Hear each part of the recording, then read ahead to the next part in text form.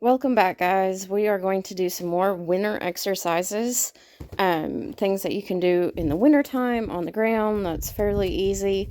So I took Autumn back out of the pasture again today, and we're just working on some more groundwork, doing some basics here in the beginning, things she already knows how to do. Not going to add anything new until we kind of check out some of her basics here. There, she's really being lazy about not wanting to trot while lunging. She can be a lazy horse, but she can be a spitfire at the same time. So she's kind of an interesting little filly. She's young. She's only about 3. And so she's still got a long ways to go. She's very green. But like I said, I'm just kind of checking her out. Asking her to walk and then trot a little bit.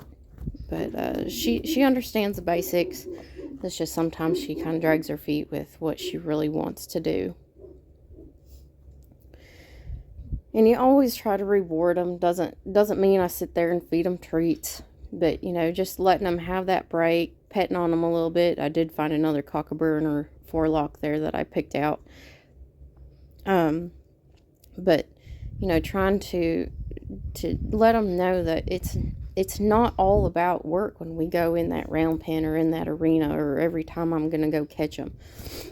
We want them to realize that, people can be enjoyable as well. And there she's, she flexed, but she wanted to move at the same time, so I did wait for her again. We'll see how she does on this side. There she did a little better.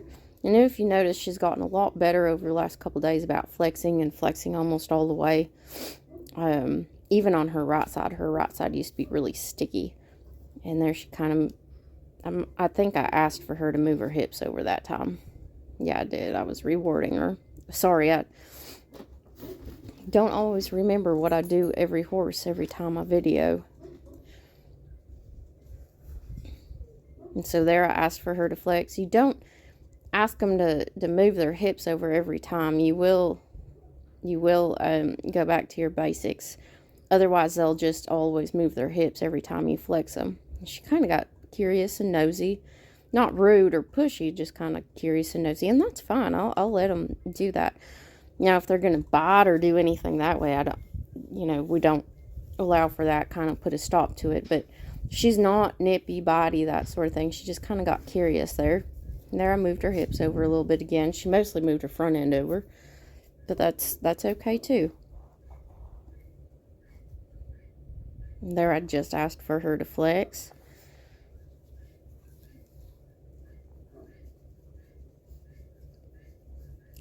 And so now we're going to do something kind of fun and a little different that she did not like at first. Being that I don't know what this horse is going to go on to do, I decided that we are going to work on kind of some desensitization with that rope getting tossed up over her head. Now, I've had some people say that this is mean, it's cruel, whatever. But here's a couple things. You have a horse that maybe the reins accidentally get flipped over their head. You want to be able to flip it back up over their head so you have proper control and them not freak out, not maybe bolt and run off even faster. You have some horses that go on to be rope horses. You have some horses that go on to be ranch horses and they do rope. So being able to have a rope flung up over their head and not freak out, especially in our area of the country, being in southern Oklahoma, where there are still a lot of cowboys that they go out every day, they check their cattle, they got to go through a bunch of brush, and they go horseback. They don't do a whole lot. Some places you can't get a four-wheeler or a side-by-side or anything like that. You need to go horseback. And so the ability to have a rope swung up over their head or around their head becomes a big deal. And like I said, I don't know what she'll go on to be. She you know, she could possibly end up sometime, you know, as somebody's rope horse, or who knows, I don't know. The owners of her, they don't know if they are going to keep her or sell her yet. They haven't decided. That's fine, you know. So you're just trying to prepare the horses as best as possible so that they have a better understanding of what may happen in life. And so basically, all we want her to do is, when I flip that rope up over her head, she just stands still and realizes it's not going to hurt her. And so it's, you know, there she's kind of standing still now. But she, you know, she didn't take this very well at first at all. And it doesn't matter if you get it completely up over their head. You get it up over their ears a little bit, they go, oh, this sucks, it's touching my ears, or whatever. That is, you know, it's fine. You get them used to whatever you can get them used to. The more things you can expose them to and get used to, the better. And so every time she kind of takes off or whatever, I'll just kind of pull her back, ask her to stop again. Light pressure at first, and then kind of, hey, come back over here. A lot of people, they'll start a horse in a rope and a halter, and sometimes just one lead rope. And so you'll flip that lead rope up over their head when you want to direct or want to steer them. And by flipping it up over their head, you gotta do it on the ground first, because if you try to do it the first time under saddle, you may go a lot faster than you want to. So even though she's already been started on her under saddle, I'm still going back to this. I'm still going to go work on this a little bit, because like I said, we don't know what she'll go on to be for in the future. And there she's getting a lot better. She's only taking one step at a time versus, you know, making whole circles, which is great.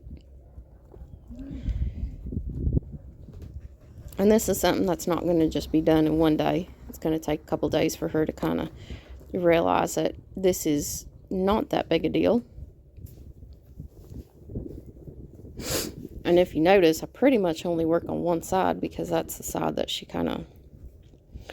We start on one side, and until you get good on one side, you don't go to the other. And you don't got to get perfect. You just have to progress a little ways. And that was a lot better. But then she thinks about moving. And I like that she's learning how to give the pressure around her neck. It does come and give pressure on the bottom of her lead rope and her halter as well, but also on her neck, which in the long run will help eventually with some neck reining.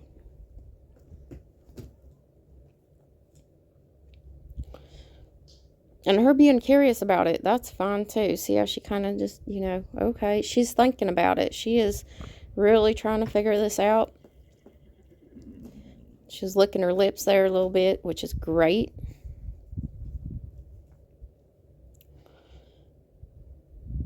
She's dropping her head, really trying to process what's going on. And she walks off, and that was kind of my fault. She started to walk off before I threw it, but that's okay. She came back to me. She's not walking huge circles like she did before. She's trying to stay with me a little bit better.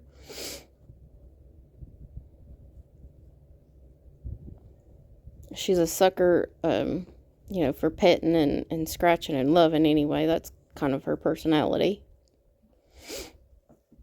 There she got a little heavy, a little stuck, but that's okay. It just gives you another opportunity to try again.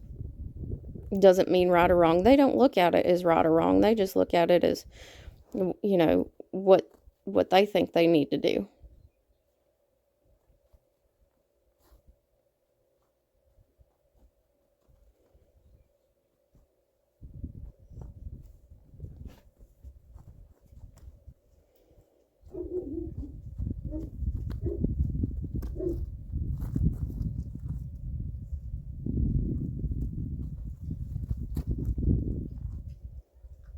And there she finally stopped again. She didn't move her feet when I took it off.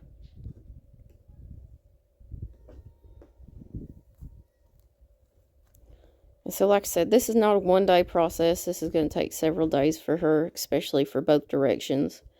And this is something you can do, as long as the ground isn't icy, but you can do, with snow and mud. It doesn't have to be, super dry. Like in this particular video, we hadn't had much rain or snow, and we'd been dry for a while.